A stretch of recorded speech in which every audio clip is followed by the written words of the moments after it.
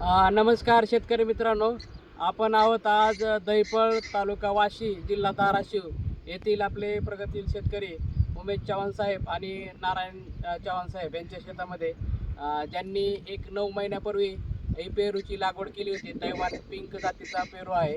1 एकरमध्ये जवळजवळ किती झाड आहेत साहेब 1 एकरमध्ये आता? 1550 झाडे आहेत. 1550 झाडं आहेत, म्हणजे 7 बाय 4ची यांची लागण आहे. 7 फूट दोन्ही ओळीतील अंतर 7 फूट आणि दोन्ही झाडातील अंतर 4 फूट असं जवळजवळ 1500-1550 झाडं बसलेले आहेत एकरमध्ये. तर यांना आपण पहिल्यापासून जे राम ॲग्रोटेकचं शेड्यूल आहे ते दिले होतं.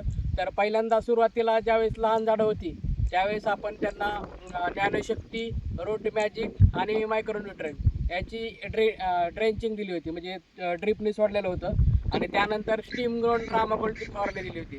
त्यानंतर महिन्याला पुन्हा निमकरंज आणि भीमसेनी कापूर याचे ड्रेंचिंग केली होती, जेणेकरून निमॅटोड आला नाही पाहिजे ह्या दृष्टीने निमकरंज आणि भीमसेनी कापूर सोडलं होतं. आणि आज जर तुम्ही बघू शकताय की आज कुठल्या प्रकारचं निमॅटोड साहेब निमॅटोड दिसतंय का कुठं? निमॅटोड नाही, काय नाही. आणि तुम्ही ज्यावेळेस आपण पहिली फुटव्यासाठी दिलं होतं तर ज्ञानशक्ती, रूट मॅजिक आणि मायक्रोन्यूट्रिएंट आणि स्टीम ग्रोथिन रामागोल्डची फवारणी दिली होती. तर ते दिल्यानंतर पहिल्यांदा काय फरक पडला तुम्हाला?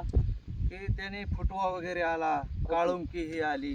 कारण की पहिला फुटवा होत नव्हता, की झाडं असे कमजोर झालेले होते. मग नंतर रामा ॲग्रोटेकच्या ह्यांनी सोडल्या सर त्यांचं काय झालंय, फुटवा वगैरे ती तुडतुडापणा आहे समजा एकदम व्यवस्थित आणि तेजपणा.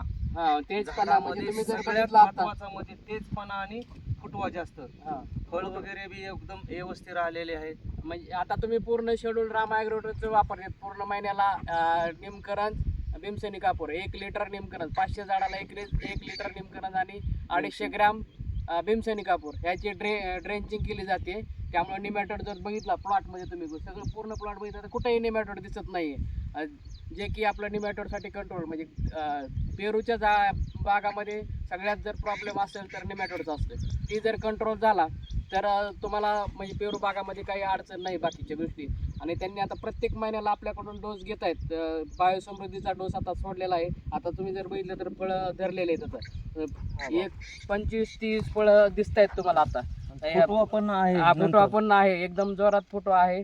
आणि आता आपण ही 9 महिन्यात बाग धरणार आहे. आता त्याला फोम लावणार आहेत, म्हणजे एक लिंबाच्या साईजची जर तुम्ही आता जर झाली आपण फोम लावणार आहेत. आता बायोसमृद्धीचा आणि आता डोस दिला आहे पुढचा त्यांना. आता पेरू स्पेशल आपण आज आता यांना सोडणार आहे. प्रत्येक महिन्यामध्ये पेरू स्पेशल, रूट मॅजिक, मायक्रोन्यूट्रिएंट, जेणेकरून मुळी पण ॲक्टिव्ह राहिली पाहिजे.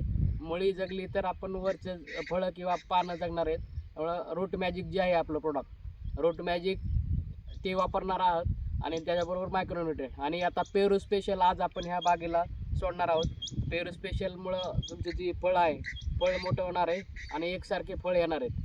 तर तुम्ही आतापर्यंतच्या जी आपलं जे राम ॲग्रोटेकची ट्रीटमेंट तुम्ही वापरली त्याबद्दल समाधानी आहात का? हा, समाधानी आहे. आणि निमकरंज आणि त्याचा काय तुम्हाला हे जाणवला, किंवा निमकरंज आणि भीमसेनी कापूर आपण जे वापरलं ड्रेंचिंगसाठी किंवा स्प्रेइंगला बी घेतलं, की पानावर वगैरे थोडे डाग डोगे येत होते. निमकरंज आणि भीमसेनी कापूरमुळे एकदम तेजपणा म्हणजे आणि काळुंकी झाडाला भरपूर एकदम आता मनासारखं झालंय बघा. म्हणजे काळोखी वगैरे आली.